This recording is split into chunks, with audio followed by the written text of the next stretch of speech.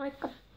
Mä ajattelin alkaa kuvailemaan näitä vlogeja myös itse, eli mä näin YouTubesta Butterfly 86 vlogeja tuossa joku aika sitten ja inspiroiduin niistä. Ensiksi mä ajattelin, että mun koira alkaa tekemään vlogia, mutta mua olisi pidetty ehkä entistä hullumpana mitä mä oon. Koska siis mun koirahan ei osaa puhua, jos ei kukaan arvannut, että mä olisin ihan itse omalla äänelläni koiran juttuja puhunut, mutta joo, sehän kannattaa myöntää tälleen videolla. Mutta tosiaan mä ajattelin alkaa kuvailemaan näitä ihan aiheesta kuin aiheesta. Mä pyydän aina jossain tietyssä mediassa 3 aihetta per vlogi ja voin niistä, tai itse asiassa niistä puhun, en mitään voin puhua, mutta siis puhun. Jos sen muuta, niin sanon edes jonkun yhden lauseen, koska kaikesta ei välttämättä ole ihan hirveästi sanottavaa. Vaikka periaatteessa mulla on kyllä mielipide kaikesta ja varmaan vähän liian innokkaasti mielipiteitäni aina tyrkytä, mutta koittakaa kestää. Ei kannata katsoa, jos ei jaksa mielipide tämmöistä höpötystä kuunnella. Ja ihan ensiksi mä voisin kertoa jotain itsestäni. Oon tämmönen kohta 30 hullu kissatäti Etelä-Suomesta. Eli tässä videoilla voi vilahtaa kissoja ja koiria. Eli mulla on 6 kissaa ja 2 koiraa. Ja tosiaan mulla on yleensä aiheesta kun aiheesta jotain sanottavaa. Enkä niin kuin mitenkään pelkää tai arastele tuoda mielipidettäni ilmi. Eli en ujostele puhua jättäistäkään jutuista. Elikkä ja tosiaan näissä vlogeissa aina tää järjestys on se, että ensimmäisenä tulee näistä 3 aiheesta mun mielestä tylsin ja sitten viimeisenä tulee se mielenkiintoisin. Tai no, ei välttämättä edes mielenkiintoisin, vähän riippuen aiheesta, mutta kuitenkin. Eli ensimmäisenä on aihe, mistä on vähiten sanottavaa tai kerrottavaa ja viimeisenä sitten se, mistä voisi puhua enemmänkin. Ja tosiaan, niin, no tänään aamulla oikeastaan mä pyysin mun Facebookissa, että antakaa mulle 3 aihetta, että niistä tulee ensimmäinen vlogi. Ja ne oli oikeastaan aika, sori Eeva, ei hirveän mielenkiintoisia aiheita, koska 2 näistä aiheista ei ole oikein no ne ei herätä ehkä hirveästi ajatuksia. 3. ehkä saattaakin olla jotain sanottavaa. Mutta yritetään, jos voimme sanoa yhden lauseen jokaisesta. Eli ensimmäinen aihe on semmonen, mikä koskettaa kaikkia ihmisiä jollain tavalla. Niitä on tosi pitkiä, tosi lyhyitä, paksuja, ohuita, eri muotoisia. Nyt ajattelette jotain perversiä, mä tiedän. Ja ei ole se mitä te ajattelette, mutta aihe on makaroni. Sehän on oikein semmonen, kissat kaataa koko ove. Eli makaroni on niin kuin oikein se perinteisin opiskelijaruoka. Ainakin silloin kun mä opiskelin. Ja se halpaahan se on ainakin tommonen perus vehnämakaroni. Mutta ei se ole kovin terveellistä. Et oikeastaan voisin sanoa, että yksi iso syyllinen tähän ei niin hoikkaan ulkomuotoon ja varmaankin makaroni ja jauheliha, mitä on tullut vuosien varrella vedettyä aika iloisesti. Tosiaan, mutta en mä silti kiellä ton makaroni ja ketsuppia, se on oikein hyvää. Kissat aloitti rallin. Ja mitä nyt makaronista sanois? Minkä takia se on italialaisille semmonen suosikkiruoka? En tiedä.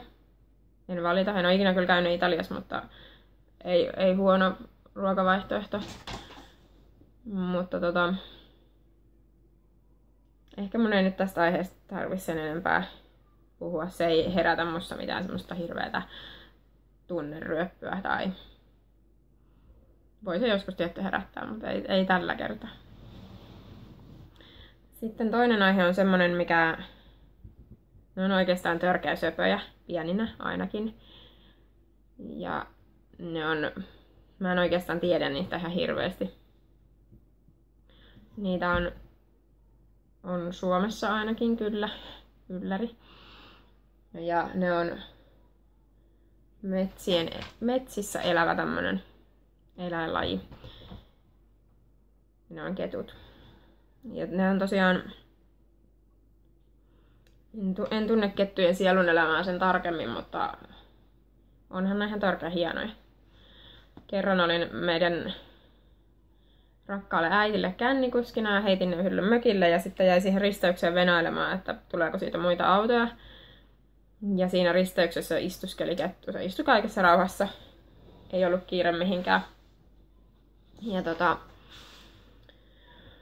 siinä se vaan hengaili ja mä jäin kattelemaan sitä siihen ja se tuli sitten ihan auton viereen. Se oli varmaan 2 metrin päässä, jos edes sitäkään. Ja se vaan istui siinä, katteli ja mä otin siitä kuvia ja se oli oikeastaan, no se on oikeastaan ainoa semmonen lähietäisyydeltä nähty kettu, jolla eläintarhoja lasketa. Mutta se oli aika makeata katsella, kun se siinä nökötti. Ja sitten se lähti siitä hölkkäilemään pois ja mä jatkoin kännikuskailua. Mutta tosiaan, niin, mitä mä nyt niistä muuta sanoisin, paitsi että ne on ihan saatana söpöjä pennut. Ja kapiset ketyt on tosi pelottavia. Kettuparat. Joo. Mut sitten 3. aihe on semmonen hirveästi ehkä tunteita herättänyt viime aikoina, ei ehkä itselläni, mutta Butterflylla ainakin varmaan, koska on ihan vloginkin tehnyt aiheesta. Ja ne on semmosia tälläkin hetkellä Suomen kansaa puhuttava ilmiö niin sanotusti. Eli nämä alfa-urokset, mitä ne ikinä sitten onkaan. Eli itsehän käsitän alfa-uroksen semmosena auktoriteetin omaavana miehenä, joka hallitsee ympärillä olevia ihmisiä ja on semmonen, ettei sen tarvi riehua hallitakseen muita, vaan sillä on vaan semmonen synnynäinen auktoriteetti, millä se pystyy sitten muut ihmiset pitämään naruissa. Mutta tämän nykyajan ilmiön perusteella sanoisin, että nämä alfa-urokset on ehkä semmoisia hyppyritukkaisia fitnesspoikia, suurin osa ainakin. Itsellänihän ei niistä juuri ole kokemusta. Että ei sillä, että erityisemmin hinkuisinkaan. Mutta niin, ehkä mä oon liian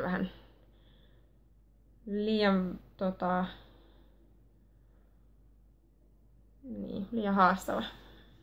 Mä en sano jotain ihan muuta, mutta pitää ehkä vähän miettiä. Liian haastava näille alfa-uroksille, mitkä nykymaailmassa niitä sitten on olevinaan. Niin, ne ainakin Butterfly-videon mukaan ne on aika kovia lirkuttelee. No, itsehän en ole oikein heidän lirkutteluista perustanut ikinä. Eikä ne varmaan kyllä oikeastaan tämmöisillä kissatädeillä juurikaan lirkuttele. Tai en tiedä, en ole ainakaan huomannut. Jos joku on lirkutellut, niin on varmaan sitten mennyt kyllä niin tehokkaasti ohi, että en ole tajunnut mitään, mikä ei sinänsä yllätä. Mutta joo, alfa-urokset. Mun mielestä se on oikeastaan aika makeata tai kivaa, että miehet lirkuttelee. Ei välttämättä siis, en tarkoita, että pitäisi lirkutella mulle. Mutta onhan se nyt ihan kiva, että jos saa semmoista kivaa huomioon. Mutta valitettavasti siitä ei kaikkea miehistä kyllä huomaa, että jos se lirkuttelu on vaan semmoista villun perässä juoksemista. Ainakin itselle on tullut jo semmoinen vaisto, jos niin voi sanoa. Mutta niin, mulla ei ole mitään semmoista erikoista aggressioa alfa-uroksia kohtaan. Ymmärrän kyllä, jos muilla on, tai esim. Butterflylla, mutta